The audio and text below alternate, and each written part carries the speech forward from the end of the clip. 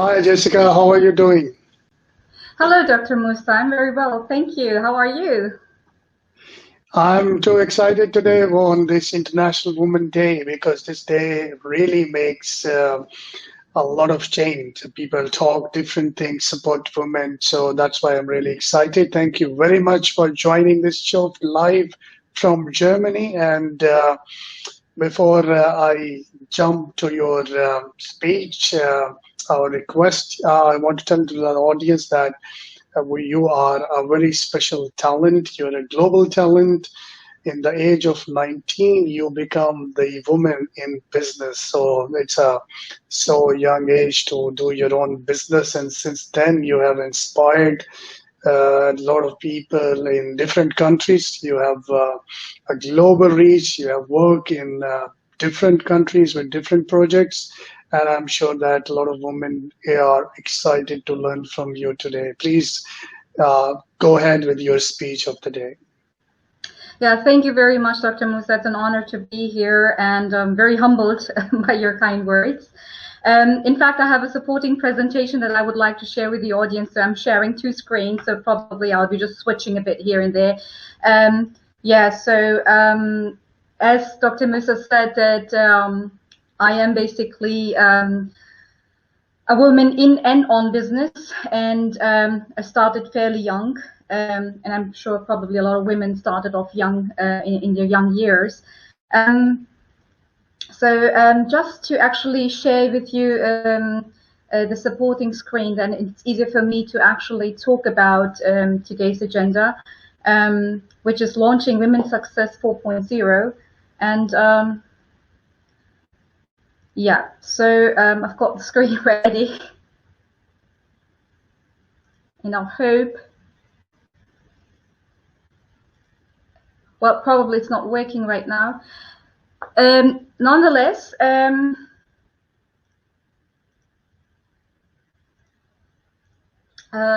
I have been actually quite engaged over the past few years in the realms of marketing and business management, being lastly active as the head of marketing and communications for a global network based out of UK and Dubai.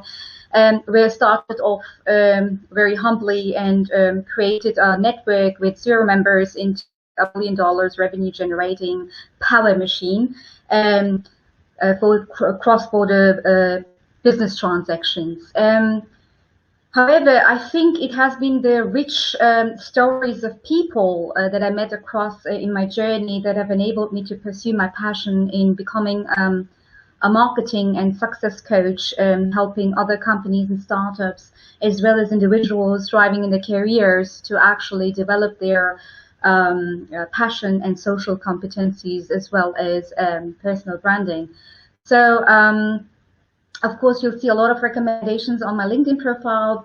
Please feel free to connect with me on LinkedIn. And what I'm strongly supporting is basically women equity and empowerment as an advocate and a board member, as well as a non-executive CMO with the Berkeley as the Global Voice of Women. And I'm very, very honored to actually have been introduced into the project very recently, although I've been knowing Berkeley for over a decade. And have started off a lot of financially successful projects with the Berkeley Holding Group. So my coaching is based mainly on empathy, authenticity, and passion, and focuses on building career social competency skills, as well as content marketing and personal branding for people and businesses alike. Today, I wanted to actually highlight on roadblockers for women in and on business, because there are a lot of people that talk about women on business. We celebrate women leaders, which we absolutely should do. However, in my personal experience, I've experienced there are a lot of roadblockers to our own personal success, whether we run a business, whether we work somewhere, or personally as a woman. So, sitting down together with Berkeley MS, Global Voice of Women, we have come to the conclusion to address those roadblockers. We'll actually propose a solution through the Women success program 4.0, which focuses on not just overcoming those blockers, but also enabling women in and on business to be truly empowered and utilize 100% of their potential. And I want to start off by actually addressing the real issue based on the perception at large between equality and equity.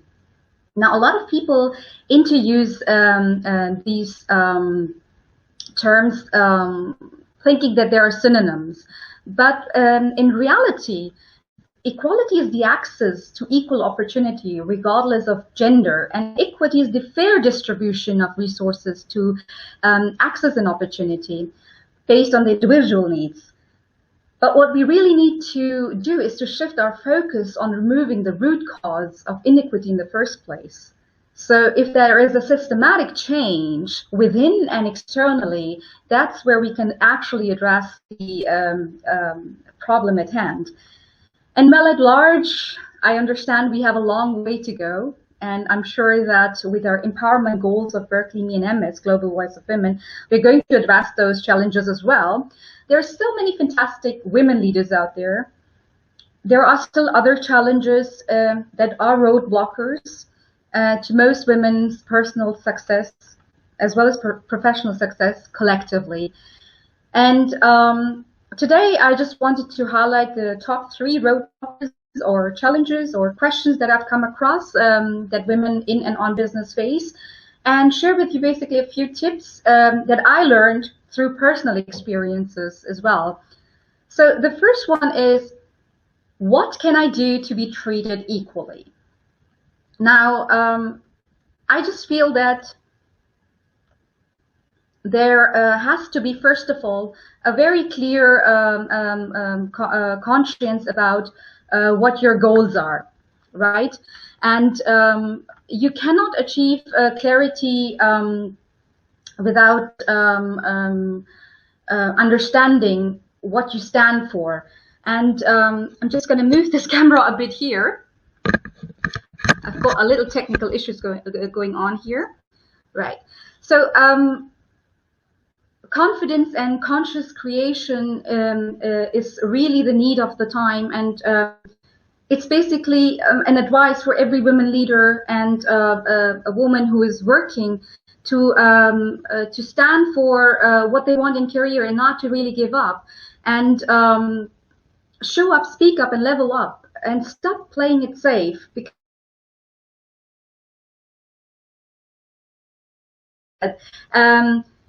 it's about connecting and encouraging and complimenting other women. We cannot have enough of it. More important is to be a listener and offer support in the form of mentorship, especially to younger girls. And think back about your time when you were young. What challenges did you face? Or probably you've seen someone else facing those challenges, and what would you have done differently in your time, or would have wished for? To make this world better by giving back to that generation that really needs that support. And I think it's not just about women encouraging other women, which is absolutely a must, but it's also about what are we doing for the younger girls that are out there. It's about connecting and encouraging them as well. And I think that's where we can create a massive impact. And this can only be done if you're definitely confident within. And confidence does not just come like that. It is created, because you see, confidence is built on different things, and overall, it is built on choices and accomplishments that feed our passion, that make us feel happy and proud of who we are. And discovering these things actually make us definitely more confident and bold in our approach. So whilst confidence is about passive self-assurance, being bold is the translation of that self-assurance. It is about showing courage and being vulnerable, but at the same time being unshakable from opposing opinions or things that state otherwise. And I think that it is something that really comes through practice of celebrating your own small successes and not really comparing them with others, or with a stereotype standard of the definition of success. So I think everyone is walking their own journey, regardless of gender now. And I think we need to break free from that stereotype of comparison, that what success looks like to someone it cannot be the same kind of success that we've imagined ourselves. So success is very complicated and relative to your individual needs. And the third roadblocker definitely that I wanted to highlight, the second roadblocker is the question that I've asked myself when I started off fairly young, and a lot of female clients come to me and ask me about is, how do I get rid of negative emotions? The idea that men and women differ in their emotional response is nearly irresistible. It's really tempting. And interestingly, according to research by clinical psychologists and people that I know from my network who are experts, women tend to have higher emotional expressivity, where we are known to show more of our emotions in a given situation. That does not mean that men don't feel, but scientifically, there have been clear lines in the difference of emotional regulation, which is absolutely in layman terms, what do we do with our emotions when they are there? How do we let them influence our actions and reactions? And also, of course, decide the course of action and perception. This means that women need to put in greater efforts to regulate their emotions. And though this is really a strength when it comes to positive emotions, and I believe that a lot of women will agree to that, it becomes often harder to process negative ones, such as fear, that create self-doubt and limiting beliefs, from actually breaking free from our shells, and the perception of standards and stereotypes, because we've given in to it. And the first thing to start by removing negative emotions is self-acceptance. And I mean to say genuine, authentic self-acceptance. As I previously mentioned, to have clarity on what really makes you, you, with all your strengths and weaknesses and all that is in between. It does not mean that you need to be ultimately be happy with who you are right now, because you will always find things that you want to improve on, and you'll find a lot of weaknesses as well, things that you could do better, or situations that you want to change about yourself. But it just means to embrace yourself in the present moment and accept the way you are, and also accept things that you ultimately radically cannot change. So you can focus on what needs to be changed, or what needs to be improvised, and build on it. So self-acceptance is key, and then definitely this comes through, and I'm a big advocate on mindfulness. I've used it myself, and I can vouch for it. Mindfulness is not just an exercise or therapy or a solution that you'll try for 2 months or 3 months and it's gone. It's not just meditation. It is part of your life. It's how you respond, how you act, how you think, how you feel, integrating mindfulness at every step of the way. And although there are a lot of definitions and a lot of mindfulness coaches out there, one definition hit me really hard, and it was so beautiful, and I would like to share that with you, which says that mindfulness is really just paying attention on purpose, that is being aware, in the present moment, and non-judgmentally to the unfolding of experience, moment to moment. And this really hit me hard, because it's being aware of your inner state, thoughts and emotions at all times, and giving them permission to be there. So it is really stopping in the moment to just perceive your emotions, current thoughts, without judging them as an, oh, this should not be there, or this is good or bad, or asking questions like, why is it there? So it's about perceiving and receiving. and manifesting then your course of action accordingly to it, because it provides a lot of clarity. I think mindfulness cannot be put enough into words. It really has to be a practice. And I definitely provide support to women that want to integrate mindfulness, not just as a meditative practice, but every day at work, while taking decisions.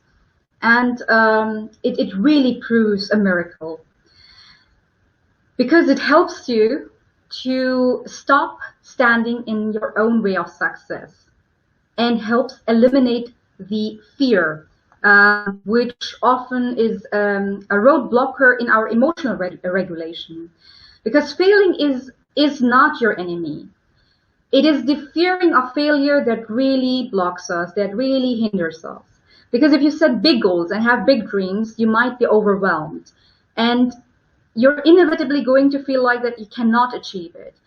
So in those moments, you do have to look inside of yourself and gather every little ounce of courage that you have and just keep going. Because every single wildly successful person out there has been afraid. I still get nervous and jitters when I have to go, well before Corona, on stages and speak. It's very natural to face fear, to have experienced fear. But the real distinguisher is that don't stop trying, don't stop where you've started off from. Keep working, keep taking the risk anyway, because what you're trying to accomplish is more important and much more urgent and bigger than your fear of failing. And this is the real question that you need to ask yourself, that whatever I'm trying to do needs to be, or is it bigger than my fear of failing? So I think that's like kind of a turning point for me, that has been a turning point for me, that what am I really afraid of? So yeah, this is definitely one thing that I've learned. And I've also seen, and yeah, well, that has been once upon a time me as well, that a lot of women in business and on business shy away from speaking on their accomplishments for fear of being boastful or conceited. Because women tend to think that it's needed to shrink themselves to seem non-intimidating, to be not the bossy or badass woman. And I advise that to gain the confidence to know that you are in the room, you need to know that you deserve to be there, and nothing less. Because shrinking does nothing but delay your voice from being heard and taken seriously. And final roadblocker, challenge number 3 is, how can I become a voice of authority and be heard? Now, as much this is a question, and it's my absolute favorite one, because it involves the tactic of really saying, for example, building your authority and personal brand through using LinkedIn, for example, which definitely will establish your professional and industry influence. But it is, however, also a question about mindset and attitude of both men and women. So sadly, many women, are being bullied in organizations and being told off from assuming decision-making positions or join the board, for example.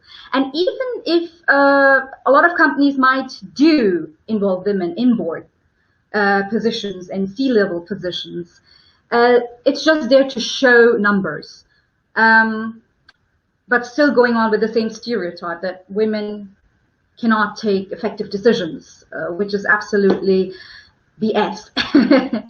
And it really negatively impacts women to accept the limit of decision making that they have been given. And I do believe that with the increasing, enhancing and building a healthy network, and truly nurturing that relationship with like-minded people, because the fact is that everybody is not going to love you or like you, and that's a thing that we need to accept. So it's really important to find those kind of like-minded people and authority figures in business as a key. And surely the power of personal branding will follow to do its own magic in helping you create that kind of network with confidence.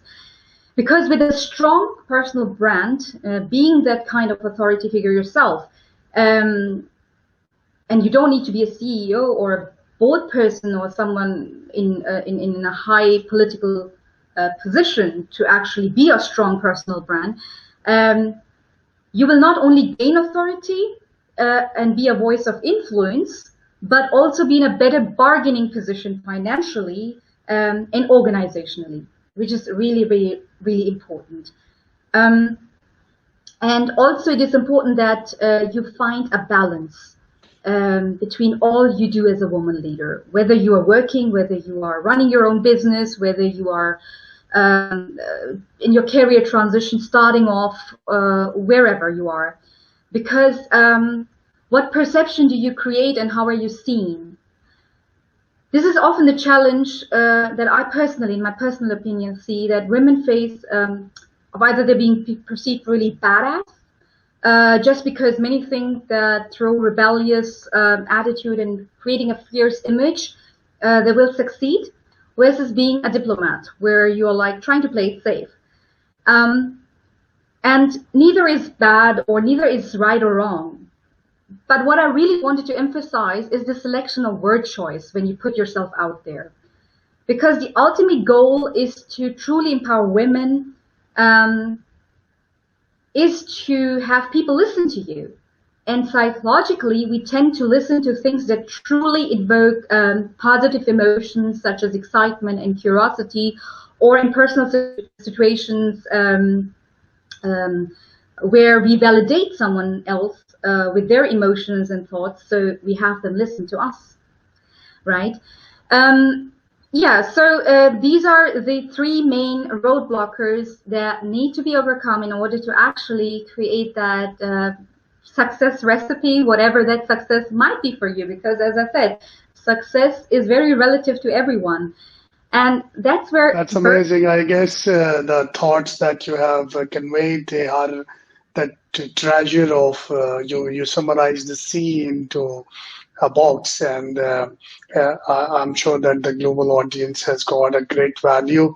And with me working with you almost starting from 2002, now we are in 2021, so it's almost 18, 19 years.